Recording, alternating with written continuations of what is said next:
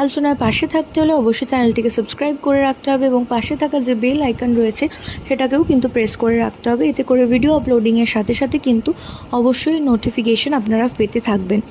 তো through out প্রেগনেন্সিতে যদি দেখেন কোনো গর্ভবতী মা 5 মাসের পর থেকে তার গায়ের চামড়া অস্বাভাবিকভাবে কালো হয়ে যাচ্ছে এবং সেই ফর্সা রং তার আর নেই, সে ধীরে ধীরে অনেক বেশি কালো হয়ে যাচ্ছে, তো সেক্ষেত্রে আপনারা ধারণা করে নিতে পারেন যে গর্ভের আগত সন্তানটি একটি ফুটফুটে পুত্র সন্তান আসতে চলেছে। এছাড়াও যদি দেখেন গর্ভবতী মায়ের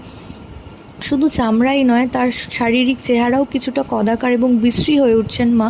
সেক্ষেত্রে ধারণা করতে পারেন যে গর্ভের আগত সন্তানটি একটি ফুটফুটে পুত্র সন্তান। কারণ আগেকার দিনে একটা প্রবাদ বাক্য ছিল যে